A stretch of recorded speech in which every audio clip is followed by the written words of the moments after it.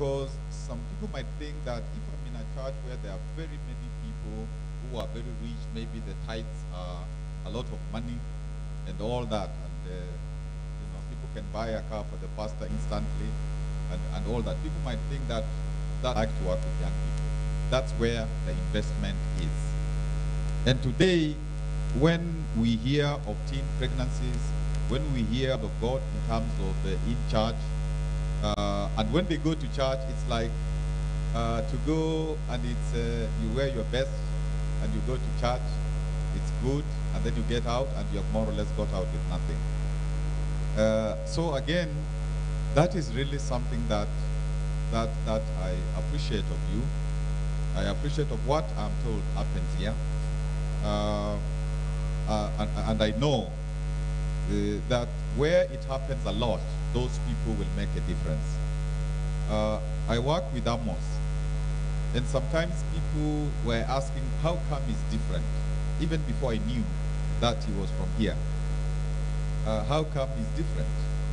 And I think as we talked, and I also talked with the sister, and I also saw what the sister was doing to raise her school fees, then I knew that there was a foundation somewhere. And now I've come to the foundation, and I've seen Apostle, and I've known that God enables you to get these young people to listen to you, because many young people don't listen. So if they listen to you, it's because God that to happen. And then I like the fact that this is one church where you are at, but there's also another church where you are at. You go to speak to students in universities, and that's a church, because they may not know when you are speaking to them, that is another church God has sent you to. And there you talk to them, and I'm sure there are students who listen to you, who listen to the gospel as you preach, to what you're saying should happen in their lives, and they change. And the more these young people change, there's going to be a critical mass of young people who are going to make a difference to their communities and to their country. So I really appreciate that, because working with young people in the county, I can see people are confused. I can see people who are struggling for meaning. I can see people who are struggling for God.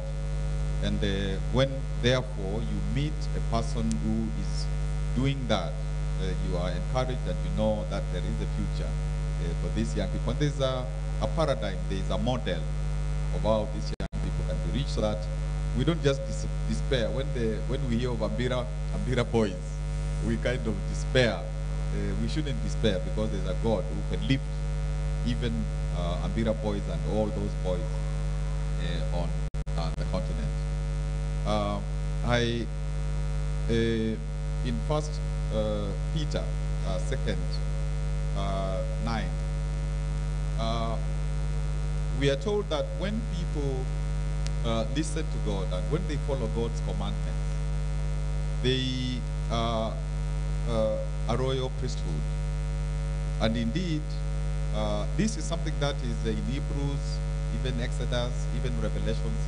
This is a constant theme, that each one of you, following apostle, following your major priest, can become a priest. So that when you go out there, people will look at you and they will say, this person knows the word. This person preaches the word. This person lives the word. So that by lifestyle, there is an evangelism. That is very true, because somebody looks at you and then they say, I want to be like that one. What is it that makes them different? What makes them like the young guy who, the photographer, so many things, 8 things, he counted 8 things and he was still counting. What makes him that way? And then you want to come close. How come this person is attracting the young ladies, attracting these scholarships? You know, why are they different?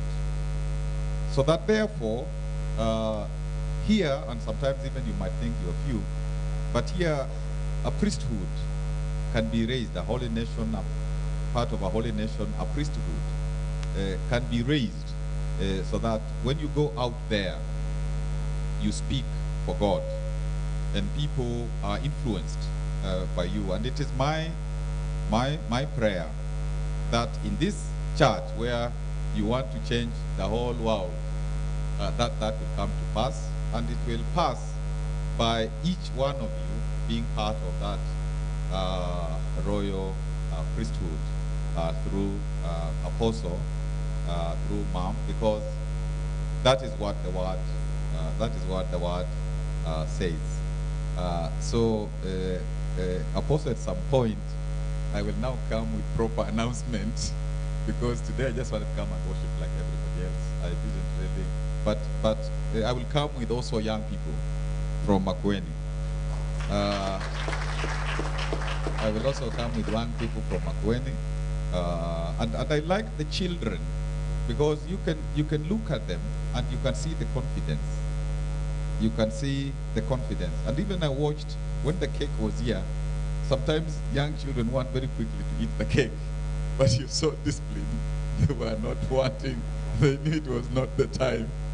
It was not the time. And I watched them, you know, when the anthem. I wish that could be Africa's anthem of things to change, of Africa to really change.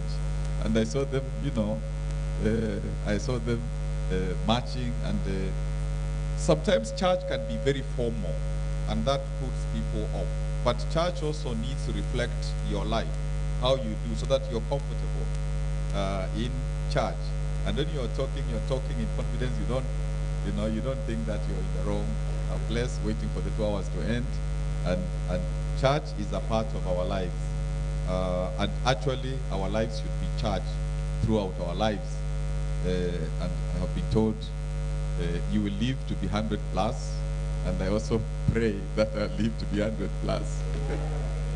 And welcome to Makueni. When we would like Apostle to come to Makueni, we come to Makueni with representatives of the church, and you also tell us the word, and we also have young people so that you can talk to some of our young people. We work very much with the church in Makueni in terms of development efforts